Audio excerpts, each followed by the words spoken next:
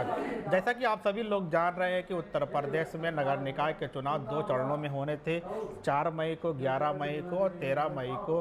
फिर इसका रिजल्ट आना था, रिजल्ट भी आ गया और लगभग 200 नगरपालिका के चुनाव हुए और उसी में टांडा नगरपालिका भी है, यहाँ पर भी चुनाव हुए। और जैसा कि यहाँ पे एक निर्दलीय प्रत्याशी शबाना नाज ने यहाँ पे जीत दर्ज की है, तो तमाम तरह की इसमें यहाँ पे समाजवादी पार्टी के भी उम्मीदवार थे, बसपा के भी थे और इस तरीके से एक टांडा नगरपालिका के एक दिग्गज ने लोग भी थे। लेकिन क्या हुआ कि एक निर्दलीय प्रत्याशी के रूप में शबाना नाज ने उन्होंने अपनी जीत दर्ज की है। तो आज आपके सामने मास्टर या अजीज सर हैं जो कौमी इंटर कॉलेज के राजनीति शास्त्र के यहाँ पे लेक्चरर हैं। हम इनसे बात करेंगे कि इस बार टांडा का चुनाव कैसे हुआ और फिर इतनी बड़ी बड़ी पार्टियां हों, समाजवादी पार्टी के प्रत्याशी हों, बसपा के प्रत्याशी हों या एमआईएम के प्रत्याशी होने के बावजूद एक निर्दलीय प्रत्याशी का जीत जाना, तो ये किस ओर संकेत करता है? टांडा की राजनीति कैसे बढ़ेगी और टांडा की जो बुनकर राजनीति है पूरे तरीके से समाप्त होती हुई लग रही है, तो आगे क्या होगा? तो सबसे पहले हमारे टीम बदिन टांडा यूट्यूब चैनल में आपका इस्तकबाल करती है। शुक्रिया। थोड़ा तेज बोलिएगा। तो आपको क्या लगता है कि जैसे आपने बहुत करीब से इलेक्शन को देखा है और सभासदों के बारे में जाना होगा, फिर जो यहाँ के अध्यक्ष प्रत्याशी रहे हैं जो जीते हैं उनके बारे में भी आपने करीब से देखा है, तो आपको क्या लगता है कि इस बार Samajwadi party, MIM party, Baspa के पार्टी के प्रत्याशी होने के बावजूद एक निर्दलीय प्रत्याशी का जीत जाना ये किस ओर संकेत करता है? टांडा की राजनीति कैसे आगे बढ़ेगी? देखिए, सबसे पहले जो टांडा का जो एक माहौल बना है जी, खास तौर से जिताओ और हराओ की जो पॉलिसी है जी, इस पर पूरा इलेक्शन चलता रहता है। अभी आप देखते होंगे चाहे विधानसभा चुनाव हो या लोकसभा चुनाव, इसमें तो ज़्यादातर लोग बीजेपी के अगेंस्ट जो टांडा की कम्युनिटी है। तो जो नगर पालिका के चुनाव हुए हैं, जो हमारी टीम कवर कर रही थी, तो बहुत जगह ये देखने को मिला, सुनने को मिला कि हमको बीजेपी को हराना है, कोई भी जीते। ये चीज़ें ये लोकल बॉडी के चुनाव भी आपको दिखता, आपने देखा कि नहीं देखा? नहीं, इसके साथ साथ समाजवादी को हराने के लिए भी लोग उतने ही मेहनत किए जितना बीजेपी के, बल्कि इस बार बीजेपी को हराने पर कम ध्यान था, समाजवादी को उखाड़ फेंकने के लिए। वजह क्या है कि जो समाजवादी के नेता थे वो निर्दल लड़ रहे थे और वो अपना गुस्सा दिखाने के लिए नामांकन करा लिए। एक आध दो वापस हुए, लेकिन सिंबल भी पा चुके थे कि हो सकता है निर्दल का मामला है। तो शबाना नाज का अगली बार परफॉर्मेंस अच्छा था, जिसका उन्हें पूरी तरीके से फ़ायदा मिला। और जो वोटें एमआईएम की बात कर रहे हैं, ऑल इंडिया मजलिस इत्तेहादुल मुस्लिमीन की। अच्छा, लोगों का साइकिल के प्रति गुस्सा क्यों था? साइकिल के प्रति इसलिए गुस्सा है क्योंकि आप देख रहे हैं आज जितना भी पहले की तरह विपक्ष का काम अखिलेश यादव कर नहीं पा रहे हैं। अब वो कह रहे हैं सरकार सही नहीं है। जब इनका पीरियड था तो यही बीजेपी के लोग सारा काम, विरोध प्रदर्शन, हर चीज़ से अपनी पार्टी का मनोबल बढ़ाते थे। लेकिन मुलायम सिंह के जो बहुत खास नेता हैं, आज उनका मनोबल गिरा हुआ है। आजम खान जैसे बड़े बड़े नेता और जिनका सहयोग करने वाले जितने भी निर्दल, आज उनकी क्या हालत बन गई। इसमें जैसे जो जीता शबाना नाज जो जीती हैं, इनके परिवार से समाजवादी सिंबल से ज़मीरुल हसन साहब थी, यहाँ पे चेयरमैन रह चुके हैं और उन्हीं के परिवार के कार्यकाल में टांडा नगरपालिका को हाउस टैक्स को दिया गया।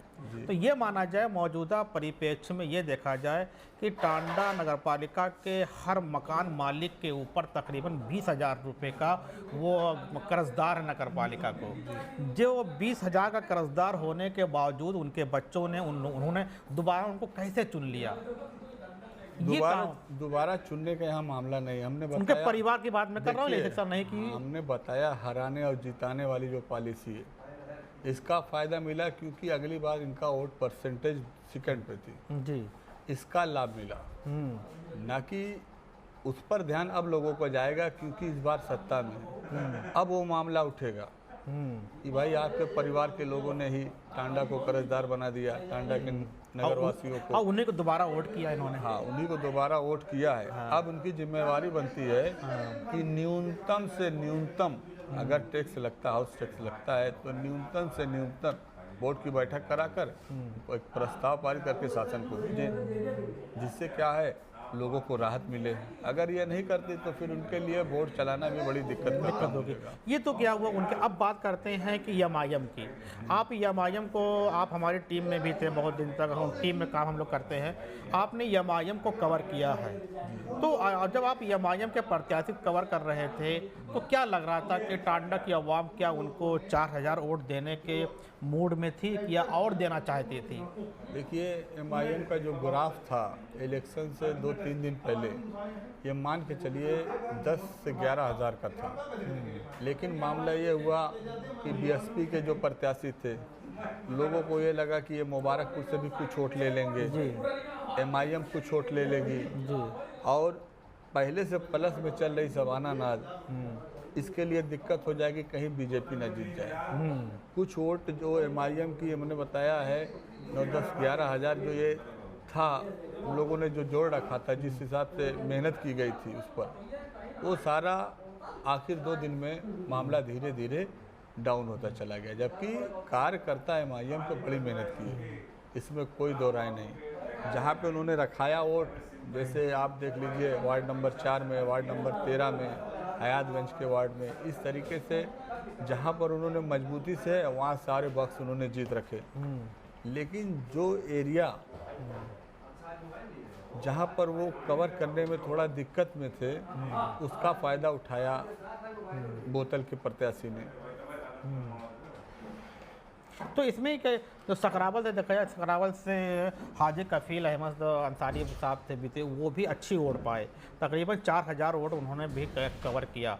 तो इस तरीके से देखा जाए कि लोग अपने क्षेत्र को वोट कर रहे थे, लेकिन वहाँ पे ये फिर लेकिन बीजेपी आगे ये था कि लोग कह रहे हम बीजेपी को हराएंगे, लेकिन क्योंकि बीजेपी बहुत अच्छा भी लड़ेगी तो यही होगा। लेकिन फिर भी एमआईएम को जिस तरीके से लोग हाथों हाथ ले रहे थे, तो आपको नहीं लगता है कि कहीं ना कहीं वोट कम मिली?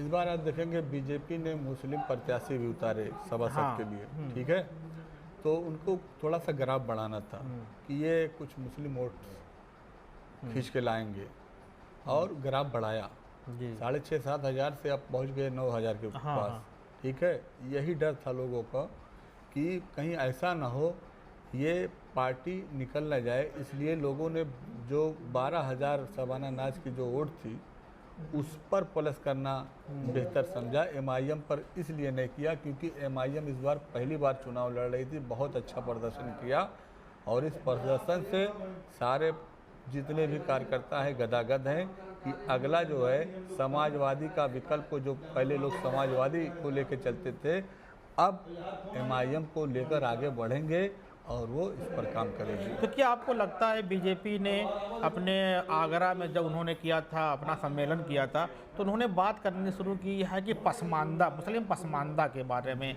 तो क्या लगता है कि जो अभी तक बीजेपी का 7,000 वोट था वो तकरीबन 10,000 वोट की ओर शिफ्ट हो रहा है, 3,000 का अंतर आया, क्या ये 3,000 का मुस्लिम क्षेत्र, मुस्लिम वोट बढ़ा, क्या यह पसमानदा की उनकी रणनीति कामयाब होती दिख रही है? नहीं, पसमानदा की कोई रणनीति नहीं, कोई रणनीति नहीं। सबके अलग अलग मुद्दे थे, निजी फायदे थे जिससे वो जुड़े।